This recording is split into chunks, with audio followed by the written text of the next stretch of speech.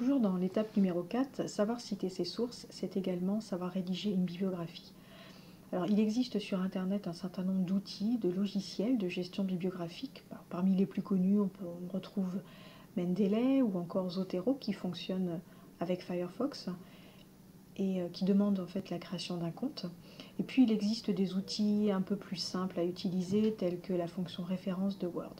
Donc, je vous propose, si vous voulez, de pratiquer, de prendre un exemple. On va retrouver le sujet que l'on avait choisi en début d'étape, à savoir la traçabilité dans la performance logistique.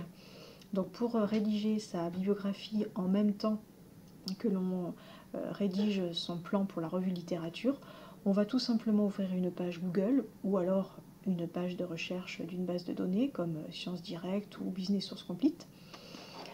Nous allons taper les mots-clés sur lesquels nous souhaitons travailler. Donc si le grand 1 était consacré au concept de traçabilité, vous faites votre recherche sur Internet, vous choisissez ensuite la source qui vous intéresse, donc bien évidemment vous ouvrez le fichier, vous vous rendez compte qu'effectivement il fait partie des bases de données de la bibliothèque, donc en cliquant sur le titre vous accéderez directement au texte intégral, vous en profitez pour faire un copier-coller de la référence, alors qui n'est pas complète, mais de la référence. Ensuite, vous ouvrez donc votre document Word dans lequel vous allez rédiger votre revue littérature. Il vous suffira de faire un copier-coller de la source. Bien évidemment, l'idéal, c'est d'avoir le maximum d'informations, le nombre de pages, etc. Ensuite, il vous suffit tout simplement de cliquer sur la fonction référence de Word. Ensuite, de choisir insérer une citation. Comme vous pouvez le voir, la norme qui est conseillée par Cage est la norme APA, donc ça tombe bien, elle est paramétrée par défaut.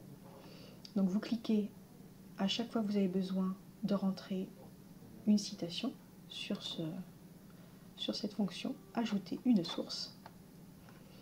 De là, vous avez un formulaire qui s'ouvre, dans lequel vous allez pouvoir rentrer toutes les sources sur lesquelles vous allez travailler. Donc s'il s'agit d'un ouvrage, vous choisirez ouvrage, article de journal, article de périodique, etc.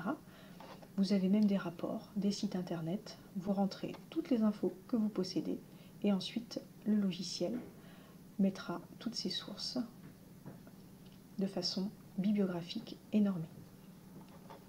Donc si nous revenons sur notre article de journal, il suffit tout simplement de rentrer le nom de votre auteur.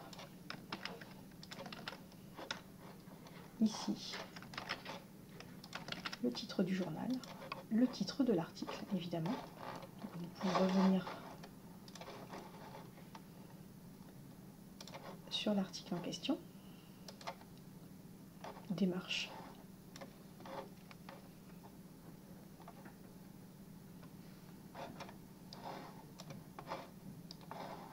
de traçabilité globale.